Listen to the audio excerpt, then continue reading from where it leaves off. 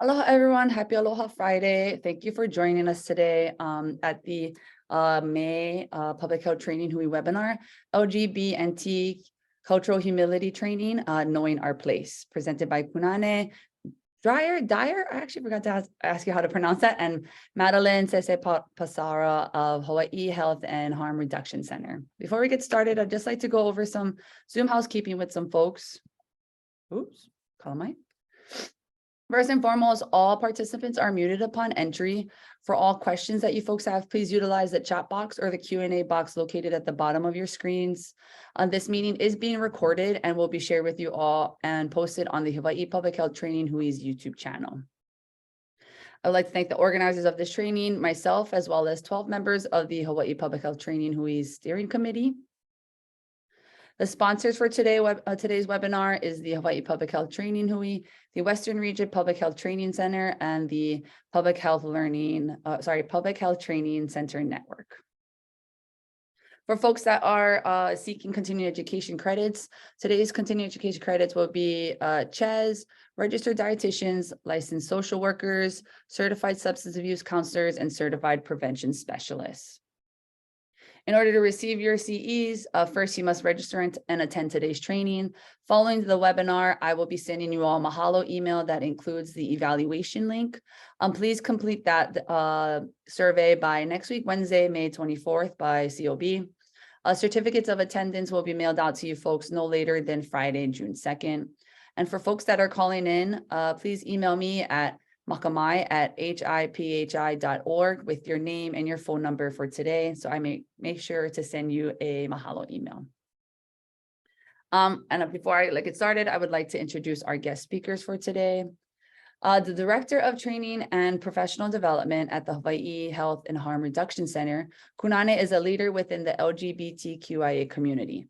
Kunane has worked in the field for over 20 years, providing HIV and HCV testing and prevention services, smoking cessation, and most recently, working with individuals experiencing houselessness. Kunane also provides capacity building and training with a focus on harm reduction throughout Hawaii and the U.S.-affiliated Pacific Islands.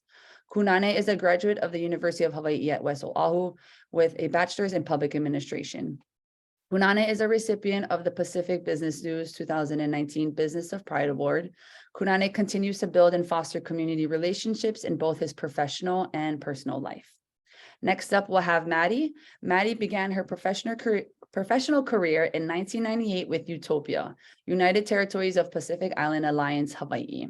In 2001, Maddie started working at Kuleana as a program coordinator overseeing its transgender program called the Happy Divas Hepatitis Prevention Program.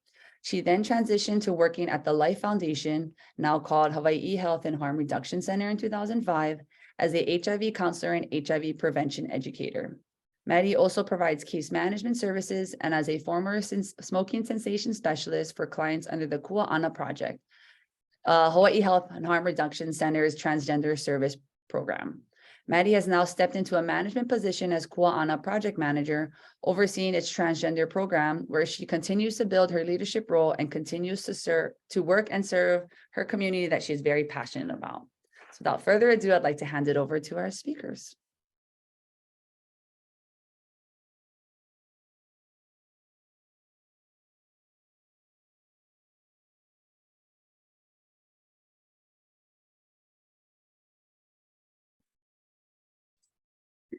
Aloha, everyone.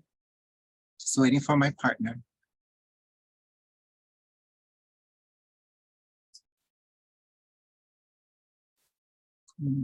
None.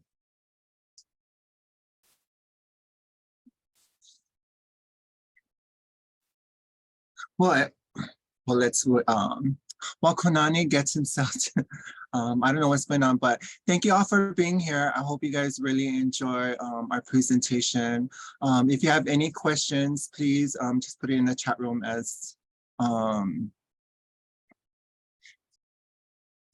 put it in the chat room, and then Maka will let us know what the questions are. And here's our diva. Hi, aloha everyone. Apologies. Technology is our friend. and sometimes our foe.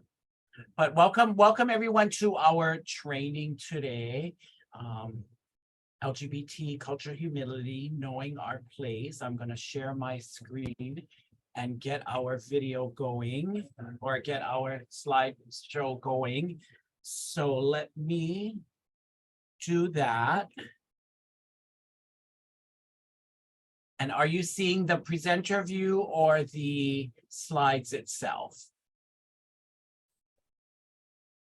We're seeing the slide, but I kind of see a little gray box on your screen, Kunane. I'm not sure if that's okay. Can it go away? And you have one on the bottom too, right where your There. mouse is. Yeah, perfect.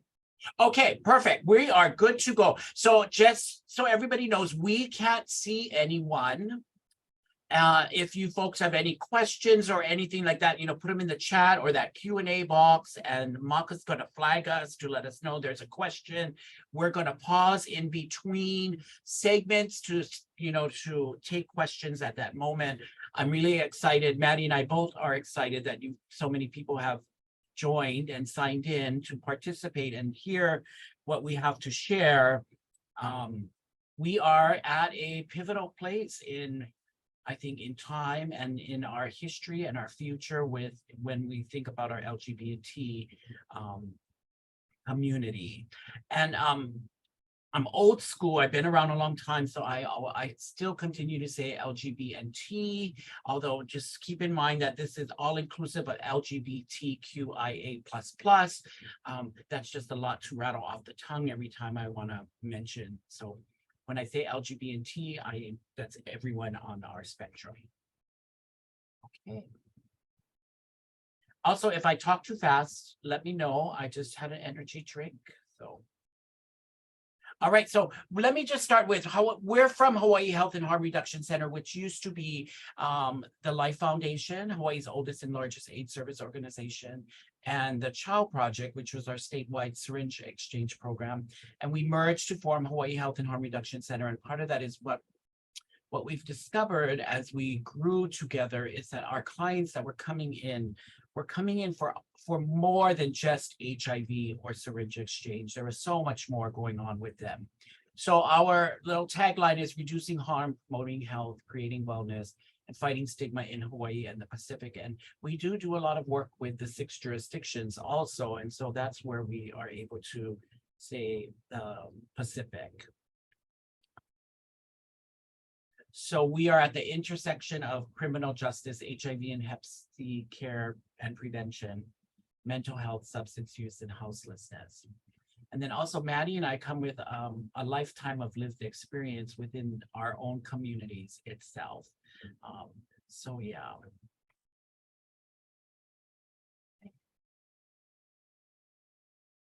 So our time together, this next 90 minutes or 80 minutes left, whatever what happens to be, is we're going to talk a little bit about culture and culture diversity, right? A little overview.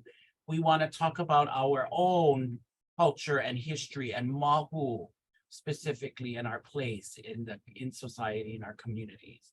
And then Western concepts of LGBT. And then how we provide services. And then we'll have time for Q&A. And yeah, so I'm excited. And I think part of this today is like, how do we balance when we're living these 2 worlds of being Native Hawaiian and then also Western? So objectives, right? Increasing our knowledge about the culture, history, and role of Native Hawaiian māhū, our understanding of Western concepts of LGBT identities, and then some increased confidence of how to provide these services in these communities to our people, to my people. And then also, where do you folks fit in, and how do you be this ally? How do you be in a place to provide the best service and support, or just live in the same space as the rest of us? So I just realized we can't see any names or hands, or maybe we can, but I was just curious. No, I can't. Oh, and here, attendees, yes. Getting to know the room. how many of you people know someone who identifies as māhū or someone who identifies as LGB&T? And if you could raise your hands. Oh, look at all the hands go up.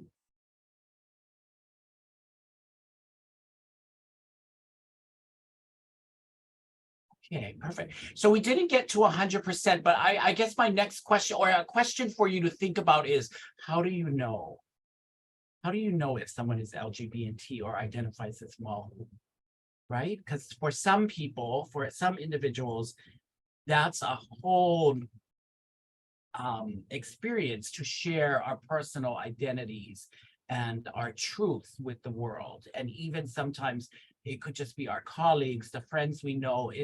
There needs to be a comfort level. So just something to think about. Like, not everybody is as out there and apparent like me. Okay.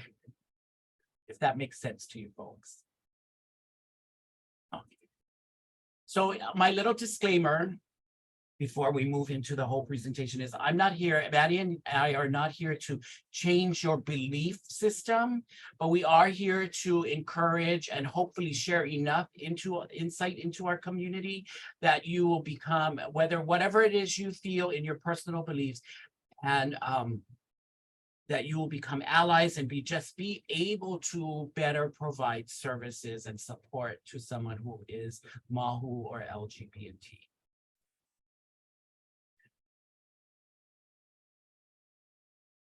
So today is May 19th. I just wanted to put this out there. Today is National Native Hawaiian, Asian, and Pacific Islander HIV Awareness Day. If you don't know, today is a perfect day to say, I think I want to go get an HIV test.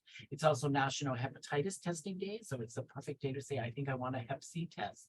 Without knowing your status, we all know in order to make change, we need to know our status. So just wanted to share that. And then also June is Pride Month. So for most places, it's Pride Month. And that's because that's when the Stonewall riots happened in 52 years ago now. Hawaii celebrates Pride in October just because it's a destination pride, but for the most of the world, June is when we celebrate Pride. And that's our LGBT Pride flag, the rainbow. And then our blue, pink, and white flag at the bottom is for our transgender community. Okay, so before I start into the slides, Maddie, did you want to do a quick introduction, or did you do that while my computer was frozen? Hi everyone. So again, my name is Maddie, and I work on a project where run our transgender program here at Hawaii Health and Harm Reduction Center. And we service folks from the west side to the east side. We also work with trans folks on neighbor islands and making sure we're directing them to the proper services or places on the neighbor islands. So that's just a few things. And I'm happy to be here. And thank you all for joining us and really wanting to understand and learn all this good stuff when it comes to cultural humility. So mahalo. Thank you, Maddie. So just a quick little snippet into who I am and how this plays into this whole cultural diversity. So I'm Hawaiian, Chinese, white. My father, my ohana is from Kauai. My mother's side of the family is from New York. I look like I'm from New York. I always have to explain why I have a Hawaiian name and all of this, right? My identity that I choose, depending on who's in the room and what space I'm in, is māhū. That's where I connect the most, right? And so this is where cultural diversity comes in, because we now live in this world that for me, I was raised in both the Native Hawaiian culture and then also these Western belief systems. And when we think about culture, right? It's this integrated pattern of human behavior. It's, the way we act and interact within our families, in our community, right? How we talk, our practices, our beliefs, what we do on Christmas. All of these different things are all what makes up culture. And every group and every society And every household relationship, everywhere you go is culture. Everything, it comes down to culture, right? And depending on where we are and what we're doing and who we're surrounded with, that will change. That will change. And so that's really important, is that when we understand, right? When I'm with my friends, we act one way. When I'm at home, we have a culture. When I'm in the office, there's an office culture, right? In all of these different segments of life, there's culture, the dynamics of culture, right? The rituals, the customs, the expectations of our role, of what we're supposed to do and how we're supposed to do things, right? Our beliefs, that expected behavior, right? My parents used to always tell me, don't do this, you cannot do that, right? Because it's going to reflect on the family or some things like that, right? And that's all the dynamics of culture. And all of us have this. And if you sit back and think about the various circles and groups and places that you folks live in and participate in, I bet you all the different, like there's going to be a different cultural norm almost of how those function, right? So we used to do this training and we used to call it cultural competency. You're going to spend an hour and 30 minutes with Maddie and I, and all of a sudden you're going to be culturally competent in the world of LGB&T and māhū. Well, that's really not true, because even me, who has lived my entire life in this community, it's different. It's different, right? I have now aged into a whole new group of people even within the LGBT community. And I can't say exactly that I know the culture of how the young LGBT individuals act and are, interact, kind of thing. So cultural humility is now the way we look at things. And it's really the lifelong process, right, of looking at a group, whoever that may be, and how do we interact, and acknowledging that we don't have to know everything, that we can go into a place with a little bit of humility to learn more of how this group or this person interacts and functions in society, so that we're able to really participate, understand, and really know what's going on, so we can have the most impact on someone, right? Or within a community. But if I say, oh, I had the training class with Kunani and Maddie for 1 hour, I know everything about LGBT community, and you stroll into our group, into our world, and just kind of, right, it messes things up. So it's really having that humility to understand and be open to continue learning of how things work within a group. Intersectionality, right? Each one of us, we are made up of different things that make us who we are, right? Our age, our ethnicity, our gender, our orientation, right?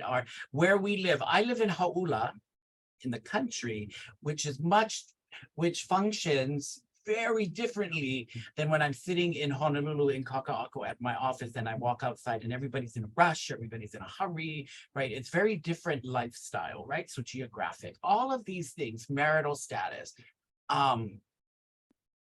impact are the intersection of what makes us up, right? And everybody's experiences are different, and based on those experiences make us very unique. Yep. Any questions so far before I turn this over to Maddie to talk a little bit about culture and māhū and our history?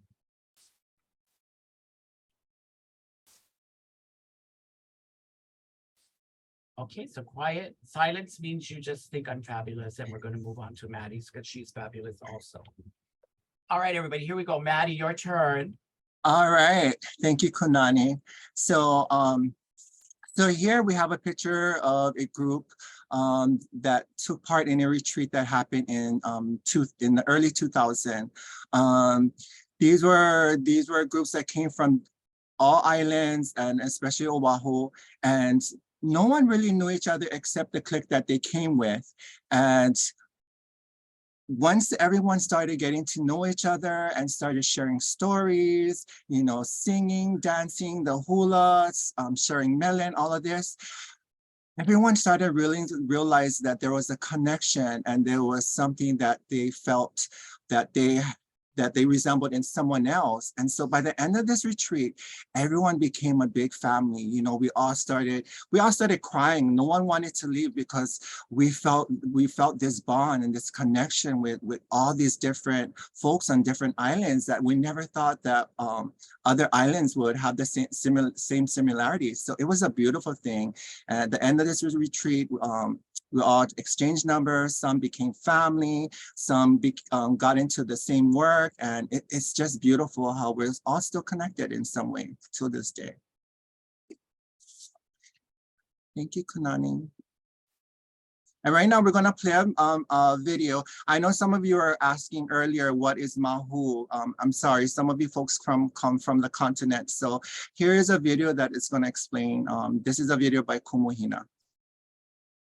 Then Maddie, let me know if you folks can hear it, because I don't think I clicked the 2 boxes when I shared the screen. You might have to do that. So here we go.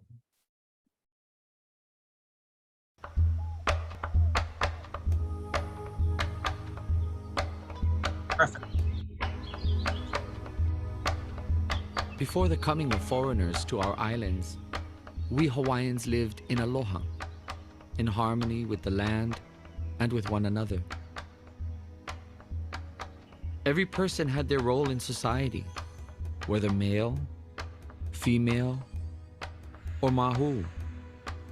Those who embraced both the feminine and masculine traits that are embodied within each and every one of us.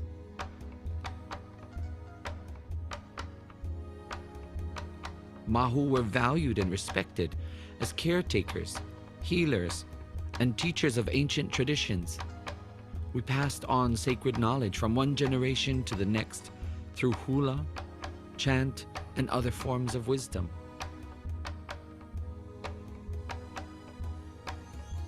When American missionaries arrived in the 1800s, they were shocked and infuriated by these practices and did everything they could to abolish them. They condemned our hula and chant as immoral. They outlawed our language, and they imposed their religious strictures across our lands.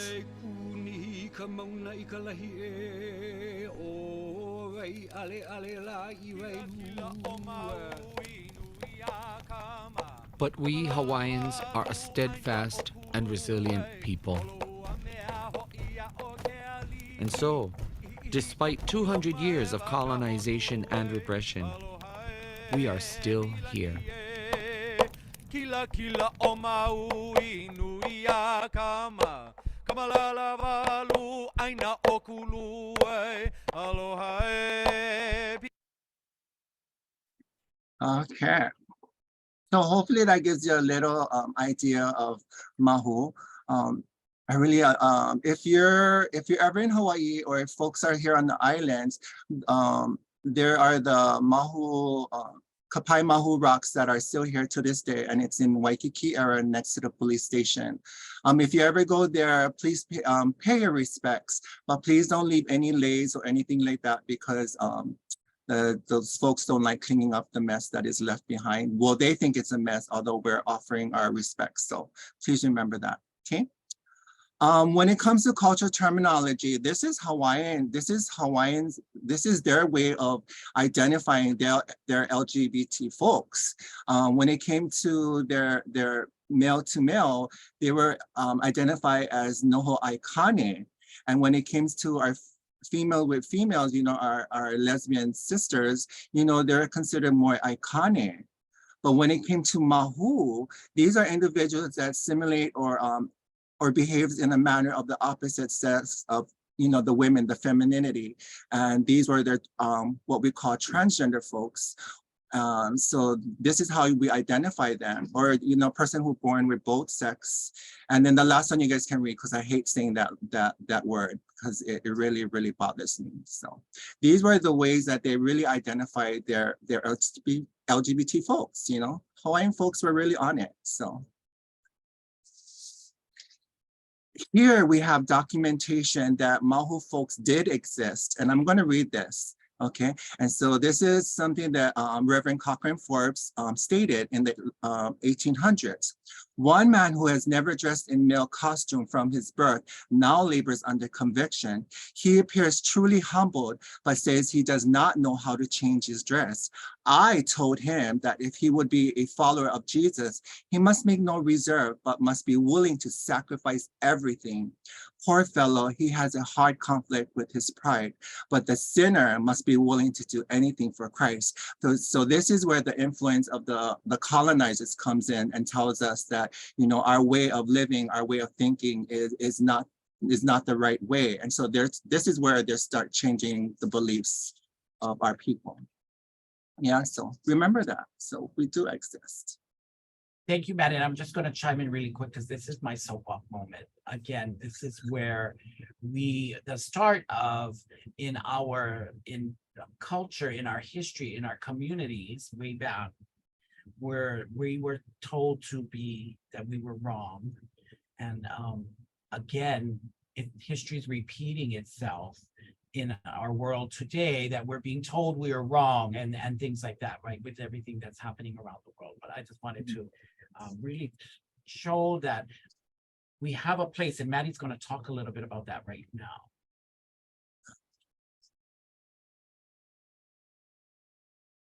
So again, Māhū, understanding the word Māhū is a Hawaiian word. It is not a made up word. It is not something that was used to put down folks that were different. It was our word, and it was a proud word. So, you know, it's a culture term. Māhū were part of a fabric of society. We were part of the table. We were part of the discussion. So understanding all of that, you know, we were valued, we were respected. We had important roles in the community. You know, we had a place with our people. You know, and so understanding that this is our word and that we need to be proud and we need to, that it was respected, you know, and that our transgender folks were not something to look down upon. You know, we knew our place, we knew our kuleana, our responsibilities and roles, and where we play in our community. And that's something that we need to reclaim, and we need to understand that, you know, Māhū is a respected, beautiful, and empowering word for our people. It is not a shameful word. Yeah. And then I think, Matt, sorry, one more thing to add in this arena is there is a difference between being LGBT identity and Māhū, right? So Māhū, right, came with this role and responsibility where, you know, if you were the caretaker, the healer, the teacher, you know, you were in charge of your family, whatever that may be. It's you were born into this role and to carry this responsibility. And depending what that responsibility was or is, you may or may not be able to walk away from it. And that's the difference between the Western concept of LGBT and then when this identity of being Māhū, right? And the reason I say I identify as Māhū because I was born into responsibility within my family to be that caretaker of my parents and things like that. And I truly believe that was a responsibility that I was given and blessed with to do. So I can identify as both. Thank you, Kunani.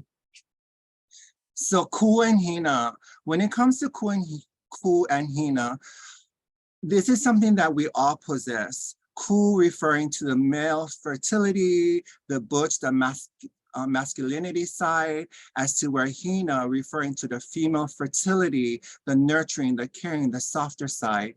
You know, cis men normally gravitate towards, you know, towards the ku, but you know, regardless, but like my brother who does carpentry work, you know, he likes to braid his daughter's hair. That's his hina side, you know what I mean?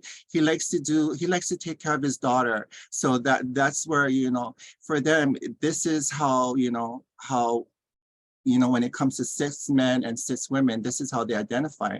But when it comes to māhū folks, māhū were like the secret weapon because it was so easy for us to turn it off and on and to switch it.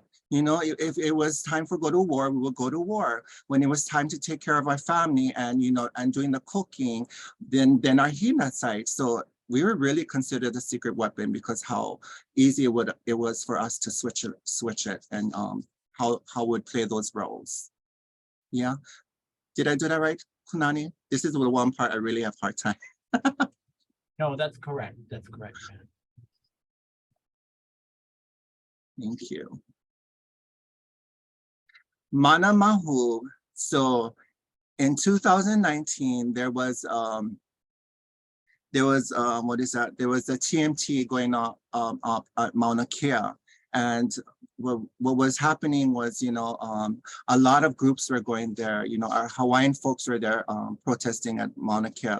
We had all these groups. We had all these different Polynesian groups as well going up there and paying their respect and standing with the Hawaiian folks. And it really was, you know, our kupuna folks, you know, one of our aunties up there had approached Hina and told Hina, why is the Māhū folks not up here? Why are they not standing with us, or, you know, or being with their people, standing up with us and taking pride? And so Hina was the one that gave us the call and really mobilized us and our community to get up here and be part with our people. And so that's what we did. You know, we gathered all our folks, and then we came up Mauna Kea and we prepared ourselves. And when we did this presentation with our Hawaiian folks up at Mauna Kea, it was such a beautiful moment. You know, just feeling that mana, the love and the respect that we were getting from our people. You know, it was beautiful. You know, afterwards we exchanged, we cried, we hugged, we laughed. And this is when we realized this is our moment, and this is our time to be back with our people, back at the table, back at the front line. And now when you see us at these rallies, at any type of movement when it comes to for Hawaiian folks, you see the Māhū folks. They're the ones that's in the front line leading. You know, right here you see a picture of these leaders just being there and making sure our people are staying aligned, are, you know, are you know, how would I say, Kunani, are making sure that no one is falling out of line. But, you know, but it was so beautiful just to see how our people embrace us and really brought us back into light again, you know.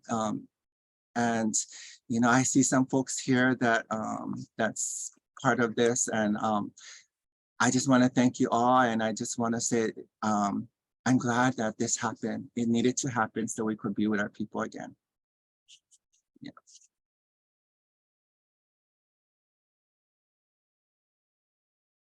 So so when it came to the word Māhū, I know I hated it when growing up. You know, I thought it was a negative word to describe someone like me, and I didn't want anything associated with it. And it took Kumuhina, Ashliana Havelu to really make us understand what the word Māhū is, and that it's a beautiful word and it's a respectful word. But we still was, because of how bad it became, no one wanted to claim that word Māhū.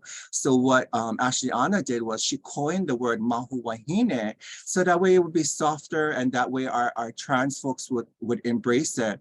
And it worked, you know, it was softer for us. It's not a real word. It was just something that was made up. So don't go look it up in the Hawaiian dictionary, because you won't find it.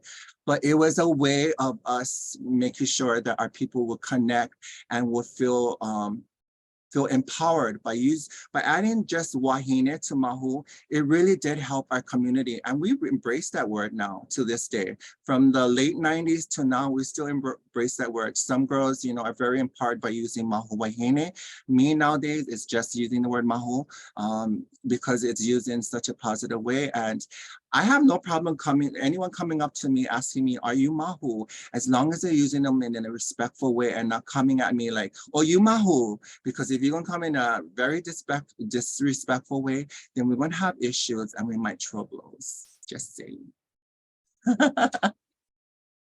So be nice, care. Okay.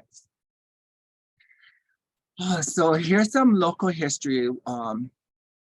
In the early 60s and 70s, our kupuna folks, our elders really went through a lot. They were forced to wear a button that said that they were a boy.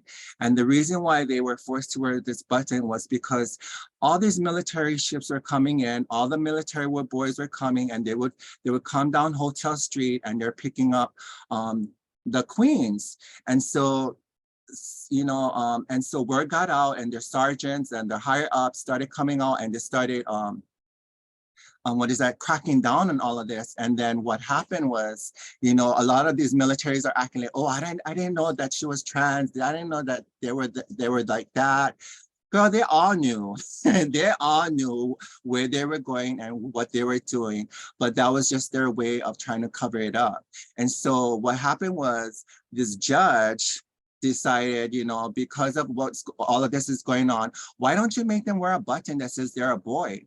Not even law. It was just something that, a judge has suggested, and the police ran with it. They ran with it for a while, and it was degrading. Our girls, our kupuna folks, whenever they're out there and the cops are out there, they had to wear show their button. But our women, they were very talented because they would have purses with the flip. So whenever a cop came, I'm sorry, I don't know if you can hear that. When the cop came, they would flip it this way so it showed them boy, and when they walked away, they put it down so it wouldn't show. So that's how they were able to maneuver some ways of making sure that they kept themselves safe. But the only place that they really felt safe was at this place that called Glades nightclub. It's a nightclub downtown. I wish I got to experience. I have never, but this is the only place that the girls felt safe or could run to whenever the cops were coming out with the paddy wagons. They all ran into this place. We even have kupuna that shared stories that they couldn't even go on certain streets. If they were caught on another street, they would get their ass beaten. They would get thrown in jail. They would get beat up or thrown in the river. And the river in downtown is very spiky, those reefs that they have out there. So, thank God for ACLU and for our kupuna folks at that time, because they fought and they made sure that this button was removed. Because could you imagine me having to wear a button that said I'm a boy? I would be so devastated. I could not imagine. So, it's very important that we thank our kupuna folks, because if not for them, we would be forced to wear a button. And I don't know if I would be around. I don't know if I could living like that, So, thank you. And understanding that all of these different cultures have their own ways of describing their LGBT folks, and in these different cultures, they had their, they were also respected, and they had their own gifts in all their cultures. So understanding that every culture has their own way of living before the Western culture came in, or Western influences. Yeah.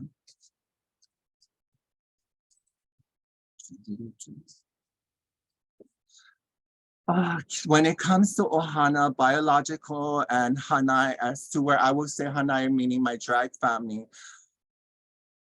when my family when I did finally come out to my family was very supportive. And I have to say, I'm one of the lucky few that when I finally came out, that my family was supportive. Because normally, whenever a trans person comes out, they're getting kicked out, or they're being thrown to the streets, or they're getting beat up, or their family is sending them away to go try and have them change. But for me, I was lucky. So when I came out, my family was very they supported me, and my biological family supported me, but they thought, just me wearing makeup and wearing girls' clothes, that I would be fine. But for me, it was like, I still felt like something was missing. I still didn't feel like I connected with women. I didn't feel soft. And what I did was I found out with my drag family, my Hanai family, they understood. They were the one that gave me the guidance of, of hormone therapy, of, gender affirming care, surgeries, and how to, and how to be proud to be trans, and, and that it was okay. I found that with my Hanai family, and then, my biological family didn't even understand why I had to do certain things, because trying to apply for a job, it wasn't, it was hard. No one wanted to wanted to hire me. I applied, I would say 100 places, but no one would hire me. So turning to the streets is something I had to do. And my Hanai, my drag family, they understood that, because if we don't do what we have to do to survive, we're going to be homeless. We're going to be on the streets. We're going to be, starving. So, as much as I didn't want to do what I had to do it to survive. But my mom, my biological family, they're like, don't do that, da, da, da. You're going to hurt yourself, da, da, da. So it was like, it was always clashing. And I knew for me, I needed to separate myself from my biological family, so I could advance as to who I truly wanted to be or become. And so as much as I love my family for supporting me, I knew I needed more, and I found it with my Hanai family. Yeah. So biological family may not understand or agree, guidance only in areas that they're familiar with, like, dressing a girl's clothes, like I told you earlier, learning the process, the grieving process. My Hanai family, I have to say, they were the ones that really helped me to advance and to the womanhood that I am today. I really thank them. I really thank the Lamores, and I really thank the Brown family. So yeah, so this is, the difference, and comparing the difference. But like I said, I'm just so blessed because I was not thrown out. Yeah, go ahead. How this slide or no? Yeah, next slide. Okay.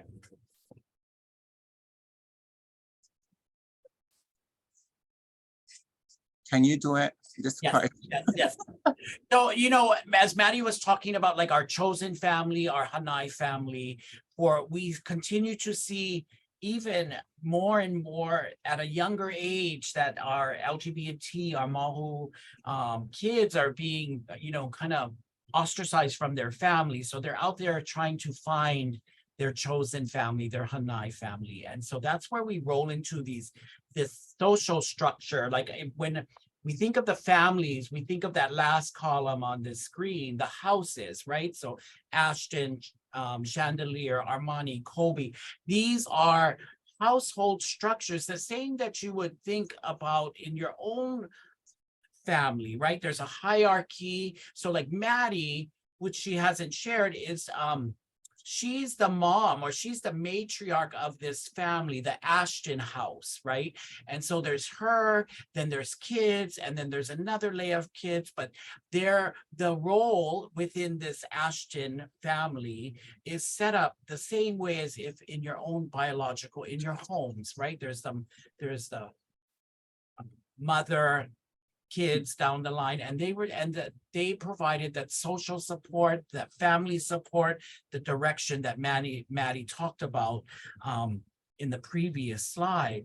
And so the houses came about during the 80s when the HIV epidemic hit, and people were being put out of their families and all of this stuff.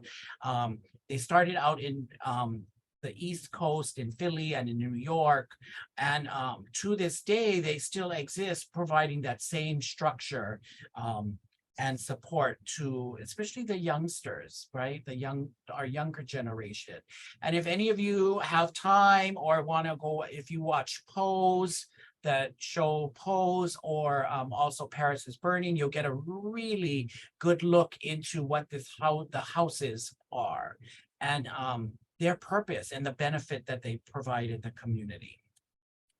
But some other social structures within our community are, within our gay community, we divide ourselves. This is why I continue to say, I still don't know everything about our gay community, right? Because we divide ourselves up into the different cultures by where we hang out or what interests us, right? So I live in Hauula. That's quite different than the way the gay boys operate in Waikiki, right? So ethnicity or where we live, things like that, right? And divides us up. Our age, like I'm not familiar with the youth LGBT communities anymore. I've aged out, that kind of thing, or what kind of scene we're in, right? The leather, or our body size and things like that. So where we meet people or who we congregate with, there's a social structure, there's a culture within all these groups, right? And they bring us together and or will separate us from each other. Within our lesbian community, same thing, right? There's our femme, there's our lipstick lesbians. These are the ones that, beautiful girls that you can't really tell. We call them lipstick lesbians kind of thing. Butch or dyke, right? The ones that are more masculine. So same thing, these social structures that will separate us, but also connect us, right? As our identity kind of thing.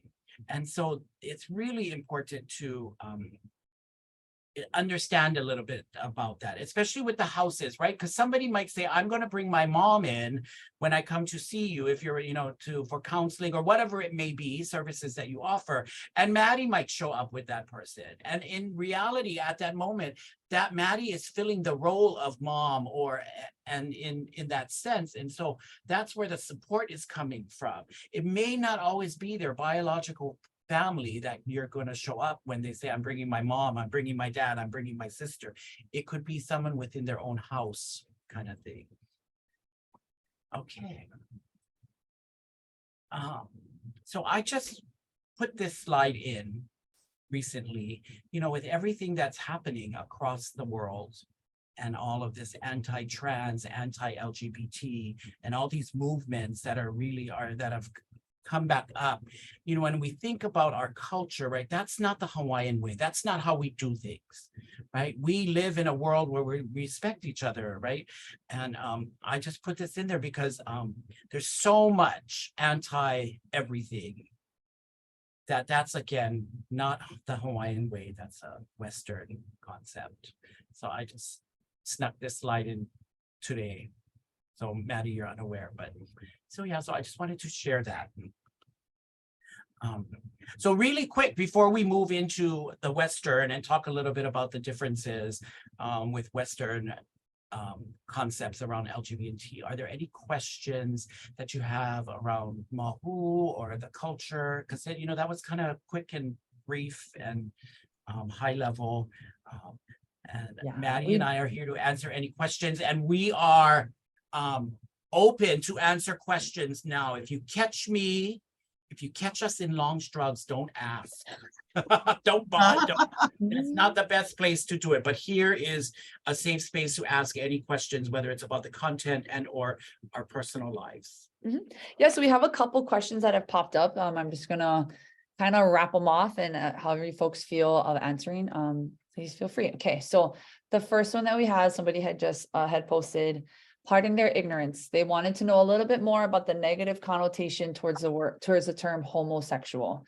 To your knowledge, is this felt across the LGBT community? And if so, is there a better term for folks to use or to honor others? So Maddie, I can take this one. So, so again, a lot of this stuff it's a lot of a personal preference. And so some people don't care for the term homosexual in that sense, like they rather be referred to or identify as gay versus. So, it's really when you're in a conversation or in a space with someone, what is it how do they identify? What vocabulary do they use and prefer? And from there, you can, have these conversations. Now, it takes a little while, or it might be, you just gotta try to figure it out, right? And so you could either ask, how do you identify? What terminology do you use? It's just, that kind of thing, and not just assume, right? I mean, I'm a gay man. I don't really care for homosexual either, because that's a little, that to me, I hear that, and it's like, usually there's something naughty that comes with it when I hear that word, but it's, so I will use gay or māhū. So again, it's really, how do you find out what terminology they use? But yeah, homosexual is more of a clinical type thing that we want to stay away from. Great, mahalo for that. We had another question come up. Did māhū experience any homophobia from the Native community pre-colonization? And two-part question, or was it generally accepted by the community, by our kupuna? Maddie, you or me?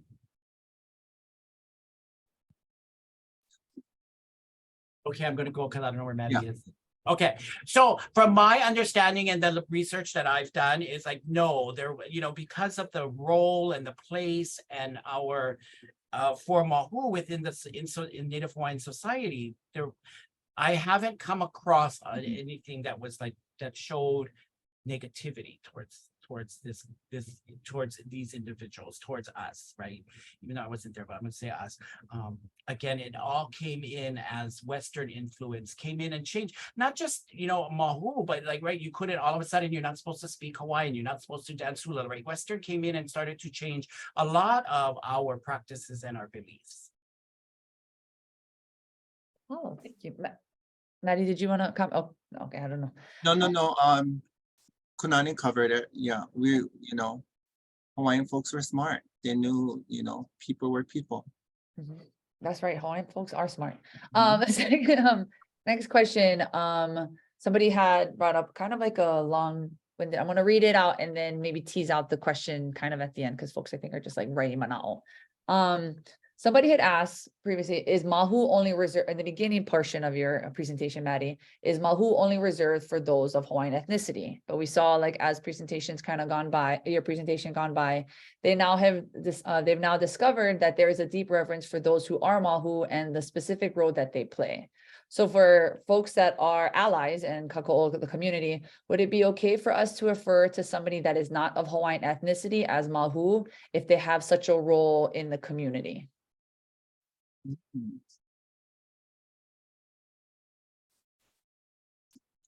I mean, I'm not Hawaiian and people call me māhū. As if I'm māhū and I accept it. So I would say yeah, but I don't know. Kunani is the master at this presentation, so I'm just his understudy. So so I think again it comes down to how someone personally identifies. Like, I'm not going to call or say some, like, because even in our Hawaiian, even people who are Hawaiian may not necessarily embrace the word māhū for whatever reason, right? So it's really, how do people embrace and how do they identify? Maddie, who's been part in our world forever, and it's also Pacific Islander, again, we saw how we have in all Pacific Island cultures, there's these identities, right, of māhū, but to have different names. So saying it's that same concept, right, of how does someone identify? And if somebody tells me they're māhū and they're telling me that, and they also have these like responsibilities and this role or function, then, by all means, I'm going to say, okay, I'm not going to say, oh, but you're not Hawaiian, right? Because that's, again, then we start getting into all of this kind of situation. And then, since we're talking about māhū real quick, I just saw Matthew ask a question about, or state that there's also aikane relationships, right, in Hawaii, which were same gender, intimate same-sex relationships that the chiefs had. And aikane could be, kind of like your, in Western concept, could be like your day-to-day office assistant, I don't know, for a lack of a better word, but then also very intimate relationships that our chiefs had. And that is absolute true statement. Thank you, Matthew, for that. Thank you. We had one more question pop up, or actually a couple more questions. What is the term for ally or accomplice? In Hawaiian. I have to go look that up, actually. I don't know. And maybe somebody in our audience, the 160 people, might have a response to that. Oh, there, Ikaika Mahalo. Vehe Vehe says, Hoa Kako'o. There you go, ally. Hoa Kako'o. hey, Kaika. Mahalo Ikaika for that's what I was gonna look, was Vehe Vehe. Okay, somebody had brought up, can someone clarify the part of the video where it said born with two sexual organs, and if it was two sexual organs, how is that so? Well, that still kind of happens in today's world, right? You have someone who could be born with both male and female genitalia, and then somewhere in life, sometime in life, they make a decision of how they're going to move forward, with their identity, right? So the term used to be, well, I don't like that term either. Maddie, what is the term that we use now for that? It's not intersex. There we go. See, my mind is blank. Oh, look, everybody's chiming in. I come from old school. So intersex, LGBTQIA, that's the I, everybody. Yes.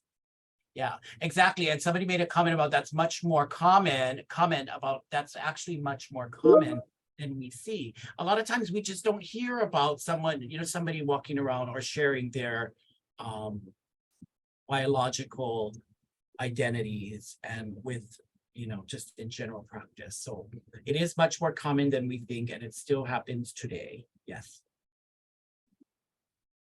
Okay, we'll go one more question and then we'll have you folks continue on the presentation.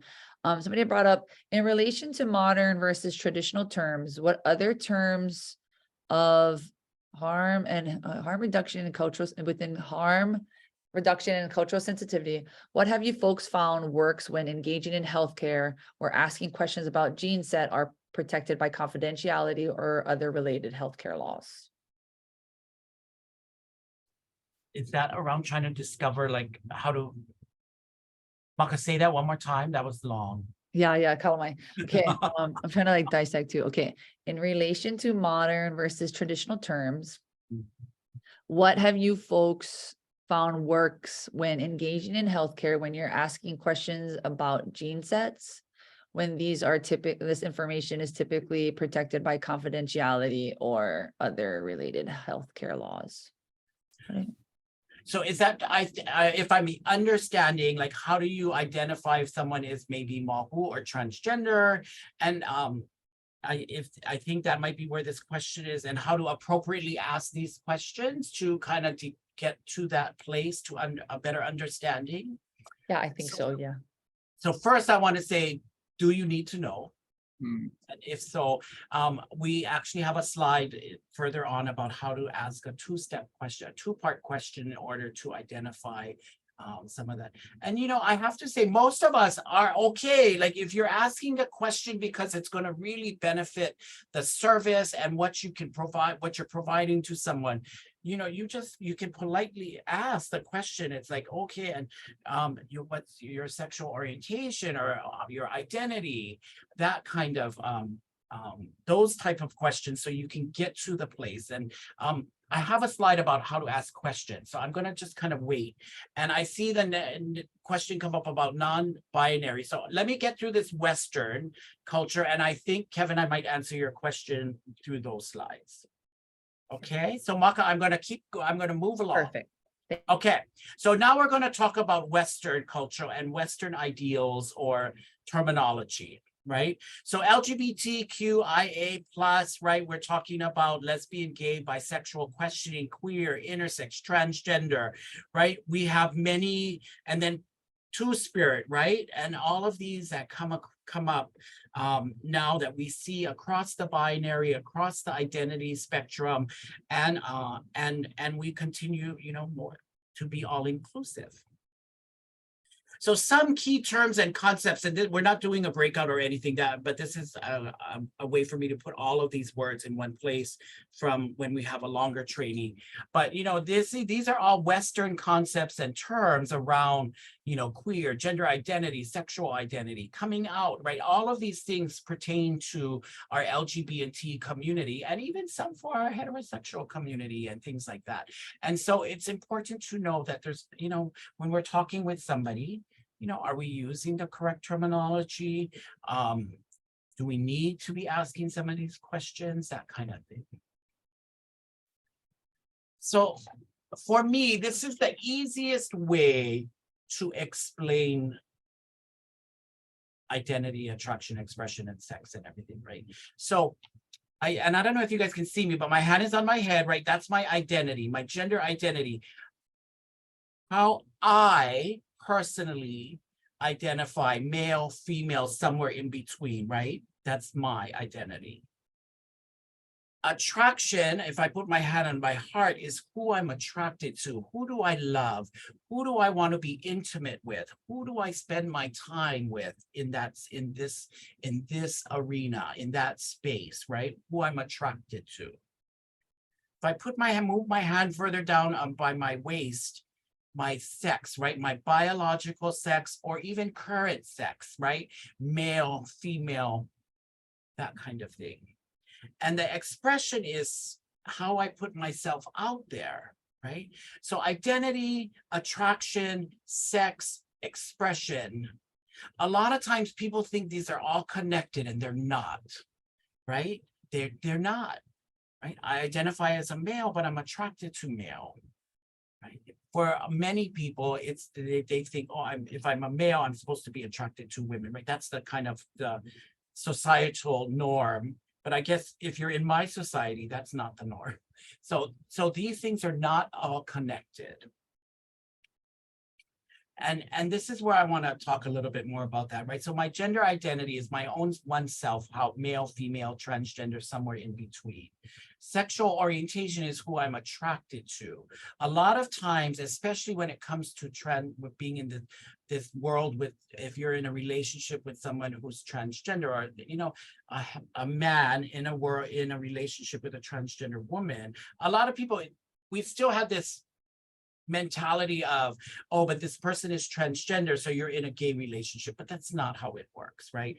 So gender identity and sexual orientation are not connected in any way. And then gender expression, how I present myself, how I put myself out there. So it is, what time is it now? It is 1 o'clock in the afternoon, and you're getting a toned down version of who I am. If you were at my house in my patio at 10 p.m. and I'm surrounded by my friends, you're going to get a whole different expression from me, right? And so that gender expression changes based on time, based on the setting, who's around, right? If I have to butch it up, right? I have to channel that cool, it's going to be a little different, that whole thing. So gender expression will vary and fluctuate depending on the day, time, all of that. You know, if there's a cute Connie around me, I'm going to try to, you know, I act different than if I'm around Miss Maddie or something like that. Yeah. So gender expression will change. Right. And then all these gender definitions that we hear now, right? So gender, transgender, cisgender, that's the new one that we hear that's been kind of coming up, right? Cisgender, I identify with the gender I was born as. So I confuse people now. Sometimes they say, well, I'm a cisgender gay man. And they're like, what does that mean? Right? Because all of a sudden I say I'm a cisgender. And but these are these are different gender definitions, and the colors and the circles are the flags that go with them, but gender fluid, gender queer, non-binary. And it's really important that we honor the identity that somebody has for themselves.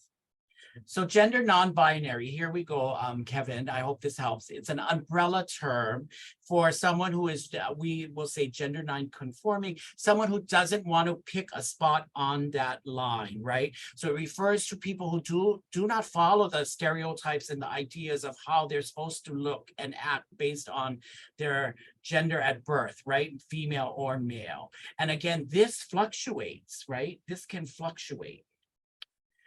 So this is where we come in to think about this larger umbrella of being transgender, or the larger term of transgender. On transgender, on the binary, right, our trans man and our trans woman, they're very, you know, they identify specifically as male or female, and are picking I don't want to say a side, but picking an identity almost, right? And then non-binary, this other umbrella, right? Androgynous, gender fluid, gender non-conforming, and gender queer, all falls under this umbrella of non-binary, right? And can fluctuate, right? Today they might be more feminine, tomorrow they might be more masculine, tomorrow they might show up and you can't really, you're going to look and you're not going to necessarily be able to tell male or female or anywhere on the binary. So that's really important. And again, someone will identify with any one of these terms. And that's how we want to always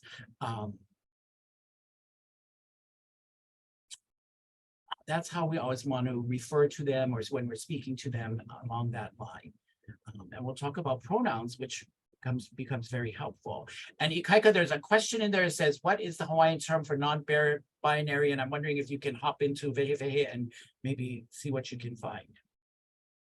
Okay, so here's the interrelatedness of terms, right? And I'm gonna put my X's on these spectrums so that you can see and understand, and then I'm gonna make my point right after that. So sex at birth, I was born male. My gender identity, more on the male side or masculine side, but not all the way across. It's not, you know, I being māhū, I identify in the, you know, kind of in the mix. My expression on a regular, it's kind of like right in the middle, but depending on when you catch me, it might be much more feminine or it might be more masculine, that kind of thing. And then my sexual orientation, I'm gay, right? So I'm attracted to men, female, or bisexual is in the middle. And the purpose of this is everybody, there's how many of you here? 159 people in this webinar.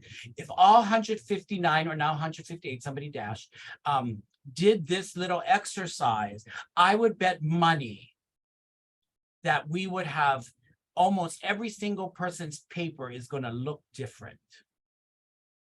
Every single person we're going to identify in some of these gender identity, gender expression, general sexual orientation, if we're honest, you know, what does that look like? And everybody's X's will be in different places and we would all be different. And that's what makes the world such a beautiful place for us to live in. Yeah, okay. And then Ikaika answered around still be māhū, because there's a space in the middle. Very good. That's thank you, Ikaika, for looking that up. And then someone who does identify as non-binary or queer, right? They're not going to put X's anywhere. They're just going to have this rainbow across the spectrums. So here's where we were talking about relationships, right? So the person in the middle is yourself. And then you might be in a relationship with anybody, with any of these individuals, male, female, male to female transgender, female to male transgender.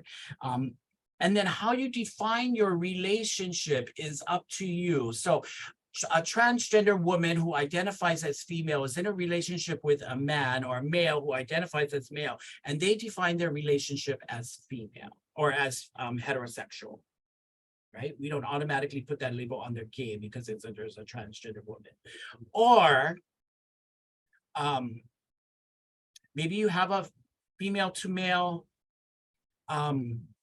transgender individual in a relationship with a male, so they define their relationship as gay, right? Everybody has the right to define their relationship as they see and as they understand it. And then it's up to us to support that. Okay.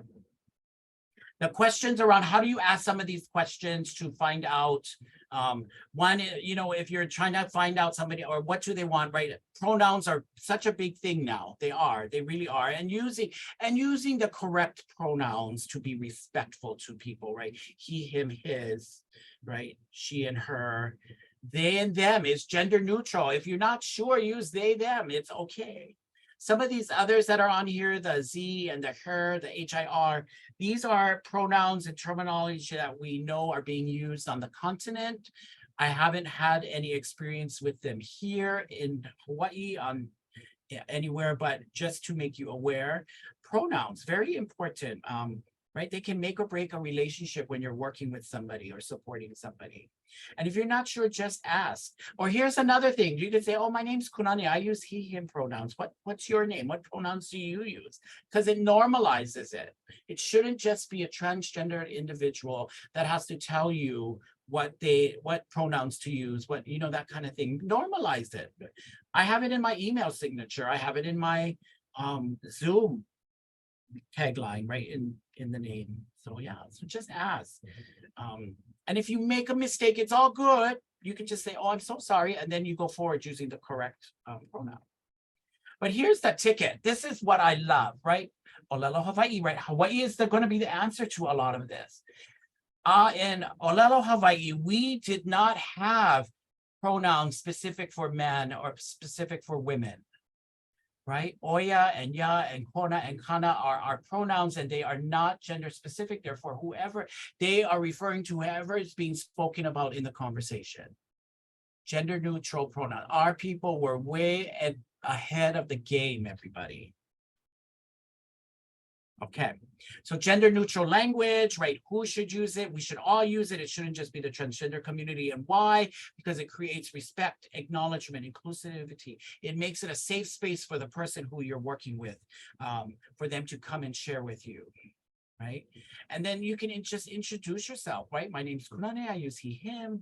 You know, what's your name? What pronouns do you use? You can put it in your email signature, your badges. You can ask if you make a mistake, just apologize. When greeting others, right? How can you be a little bit more general, you know, just kind of neutral, inclusive, right? We had someone here who worked in our office who would just only use the word dude. It didn't matter who she was talking to, it was always dude.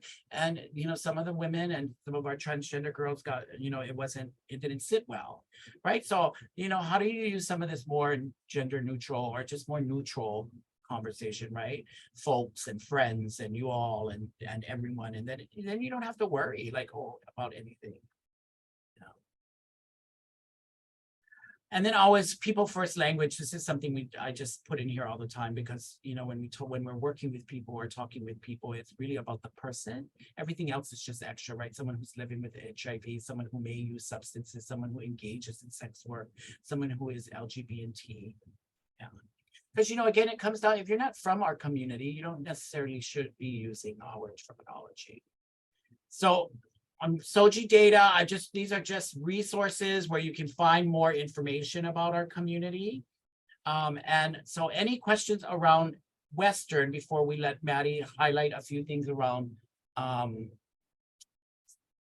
services and providing services and support within our community. Hi, Kunani, I'm monitoring the chat and the Q&A right now. Nothing's popping up, but if something does, I'll make sure to save it and capture it for when we're at the end of the presentation. Okay, because we have 18 more minutes and we have a few more slides. These are just some tips and tricks around providing services. So I'm going to let Maddie breeze through these. Okay, so stigma and local LGBTQ issues, stigma and shame from inside and outside our own communities. You know, our LGBT community can be vicious. So, you know, I totally understand. Not at my dining room table. I'm not sure if folks understand this one, not at my dining room table.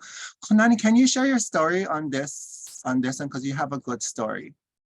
Yeah, so not at my dining room table. You know what's so funny? I know growing up, my best friend, I practically lived at her house, was there 5 nights a week, and her family loved me like their own child. And they knew everything about me, right? When her younger brother came out of the closet, they disowned him. You know, there was so much, and I couldn't believe that they could love me the way they did and accept me, but not their son. And what I discovered over the years after that was that it was okay for you to have a friend who was māhū, you know, from the LGBT community. It just wasn't okay for it to be my child.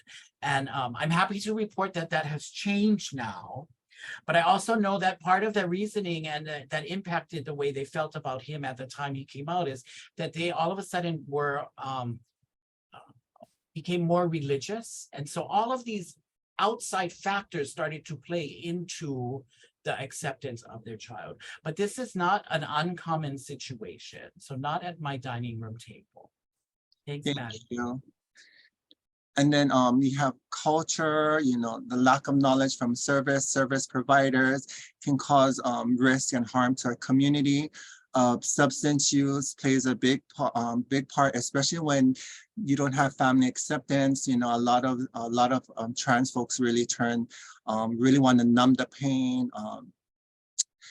Intimate partner violence, you know, this is something, especially for trans folks, you know, whenever there's intimate violence partners, we will not call the cops. We will handle it on our own.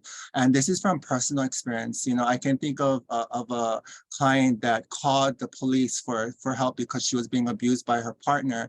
And when the police came, the first thing they said was, they look at the guy and they're like, "Oh, you couldn't handle this. Or what you're doing with someone like this. You know, let us take you to a strip club." And these kinds of, you know, and you know, this is the things that a lot of us trans folks experience. Even for me, when I called the cops for helping me with my partner, you know, we didn't feel like we were being respected. It was more turned on us. And so when it came to intimate partner violence, you know, we just dealt with it. And some of these girls actually found that if their partner actually hit them, that this is their way of loving them. This is how they found love. And this is something that we really worked on with our community, you know, so. Intimate partner violence is something that we're still working on. Suicide and the lack of family support system really triggers folks to either committing suicide or turning to drugs or, you know, harming themselves. So it's so important, you know, to have that family support. And like I told you guys earlier, I was one of the lucky few. So, and it didn't happen for a lot of our community. Being judged, not being understood. I deserve it, you know, because I'm trans, you know, I deserve to be bullied. I deserve to be picked on, you know, all of these things, you know, the not being addressed as they present, you know, when you're walking into a doctor's office and they see a paper, but you clearly see a female, but that paper does not match, you know, and so, you know, these things really affects people, especially when, like me, I asked a nurse, "Can you please address me by this name?" And she said, "No, I need to call you by this name." I walked out and refused to access that service. And that's what happens with a lot of trans folks, is when we're not being respected or addressed as we want to, we're going to walk out. And that's so sad, because then we are not getting the service or, you know, the attention that we need, you know, so that's a big one. Myths that we're just hookers and showgirls, you know, limited access to uninsured, not having money. Guilt by association. Kunani, can you talk about this on guilt by association? I know this is a good one, so. So guilt by association, right? It's like, I don't want to go into, let's say, Hawaii Health and Harm Reduction Center, or back then was Life Foundation, because if I go in and if I'm seen there, doesn't matter if I'm here to get an HIV, or if I'm here to get an HIV test, people to us think I'm promiscuous and being naughty or whatever, or that I'm living with HIV, right? So guilt by association. So sometimes we don't want to go into specific places for services because of the perceived, our perception of what people might think of us and who we are, right? Guilt by association. And so that comes from within our community. And then the lack of training on LGBT. So we're excited that you folks are all here getting this training today. Very exciting. Providing a safe place. That's very important, you know. If your clients feel that they can come here and be themselves, then it's a really big bonus. We used to have a drop-in center for trans folks, but because our agency grew so big, we lost that space. So hopefully we'll get it back. Addressing people by their chosen name and gender. Like I said earlier, you know, that makes a big difference for them accessing services. So don't always go off of what the paper said, but go off of what your client chooses to be addressed by. So using the correct pronouns, people first language, standardized questions, ask everyone the same question. If you're gonna ask me about, you know, my bottom surgery, I hope you better be asking everyone the same question. You know, don't make me feel excluded or, you know, making me feel uncomfortable, which has happened in the past. Focus on the client's needs, not their gender identity or sexual orientation, and employ local LGBT member staff. That's always a bonus. When you see someone that looks like you, especially in a doctor's office, then you're gonna feel connected and feel drawn to that person and asking that person questions, or, you know, asking them for support. So that's a big one. Respect confidentiality.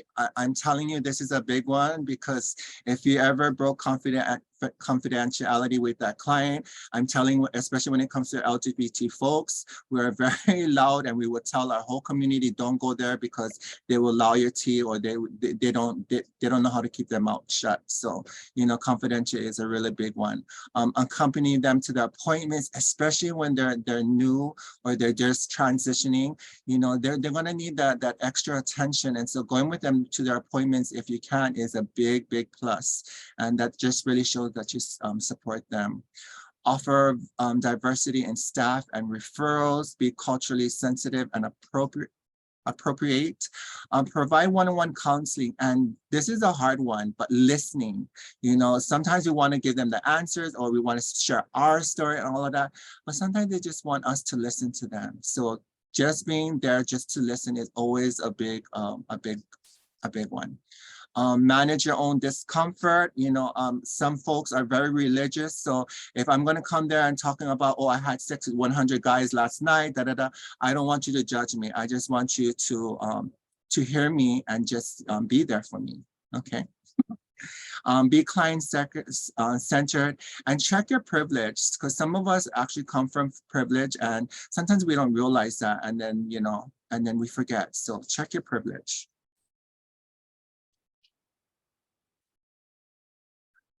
Maddie, you want me to go forward? Yeah, can you do this one? Because you know.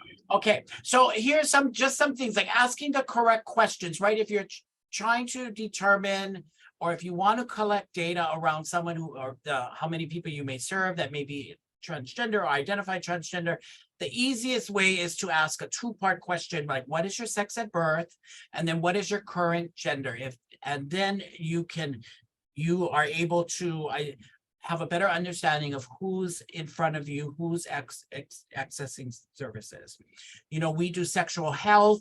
So, you know, to make the questions not so stigmatizing, I like to ask, what do you enjoy with your partners, right? Because then they can share with me what they're doing and what they engage in. So I can assess in my head, sexual risk for HIV, STDs, that kind of thing. So it makes it a little easier, but it's non-stigmatizing when you say, what do you enjoy, right? And then the other thing that you need to know is, do you really need to know? Do you need to ask the question, or are you just being māhū?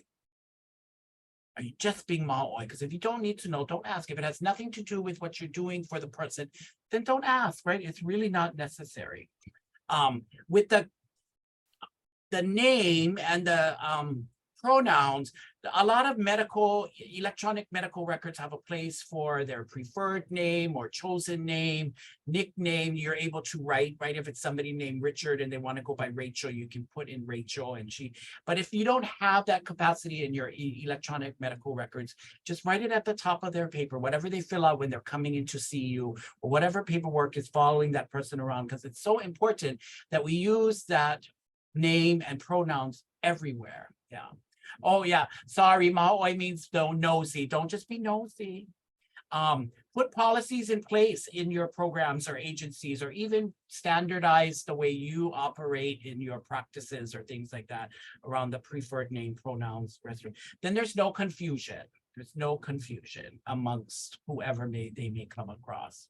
So resources, I saw a comment in there in the chat about how name changes can be expensive. They can be. It's almost $400 for the entire process for someone to change their name and gender marker. So Ku'ana Project, which is the project Maddie manages, that is a resource that if you come across somebody who is a transgender that needs some support around doing name change and these various systems, send them our way. Send them our way to see Maddie and her team.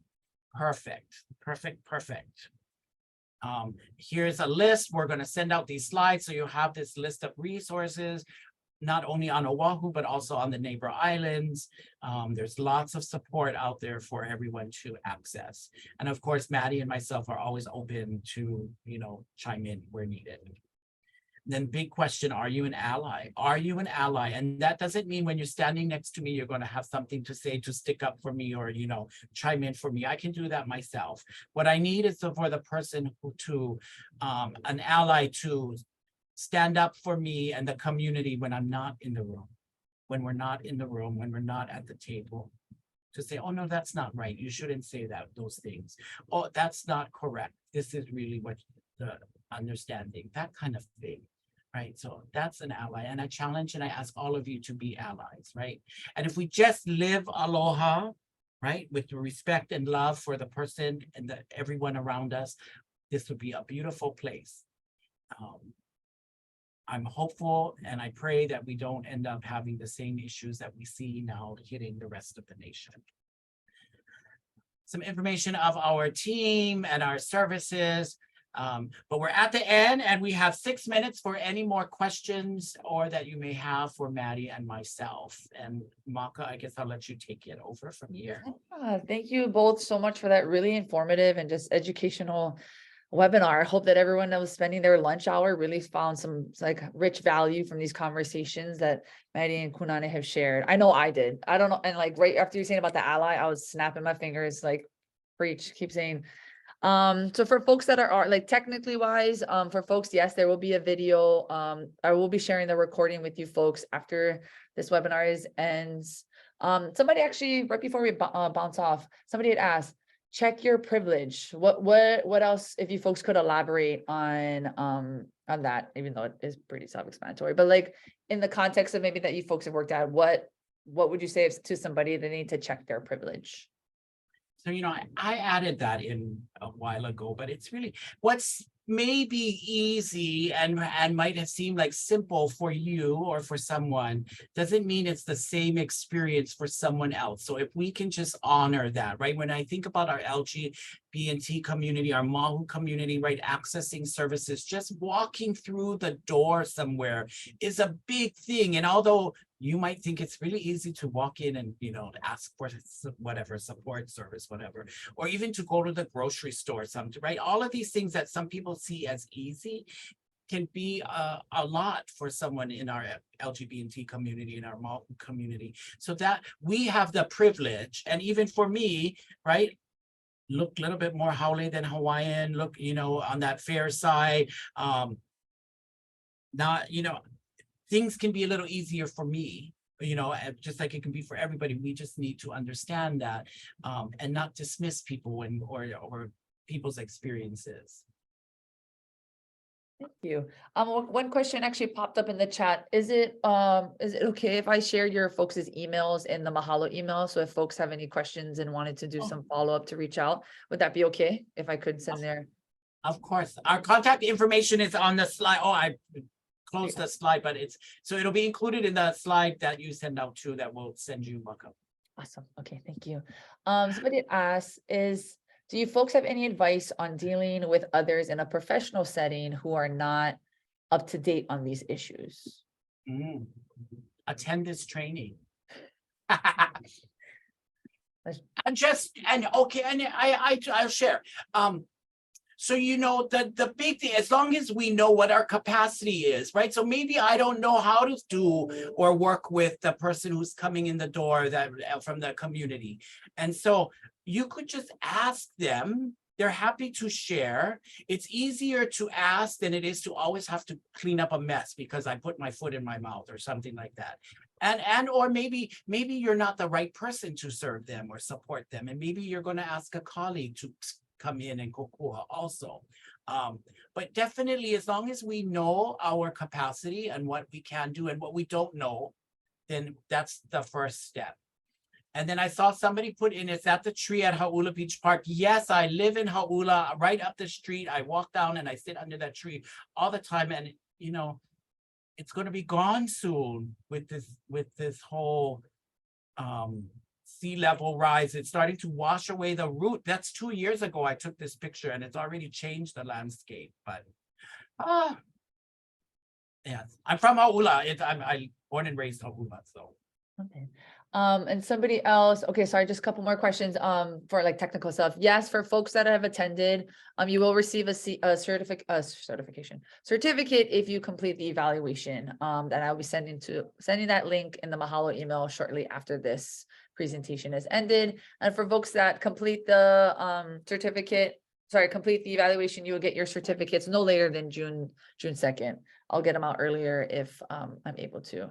And for folks, somebody had asked a question if there were there were resources for trans youth, and I got that information down, Maddie. Thank you. I'll share that with folks. That info, like spilltheteacafe.org. I'll share that with folks in the Mahalo email.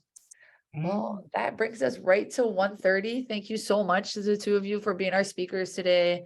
To those that were jumping on the call, thank you so much. I hope you can walk away with a lot of this knowledge and, move forward and be better allies to the days to come. So again, to folks, mahalo for joining. All of those details I will be sending out in a mahalo email along with the recording and the slides from today's presentation, as well as contact information for both Kunane and Maddie if you folks want to connect and, discuss further. Thank you all. Happy Aloha Friday, and hope you all have a great rest of your day. Ahui ho.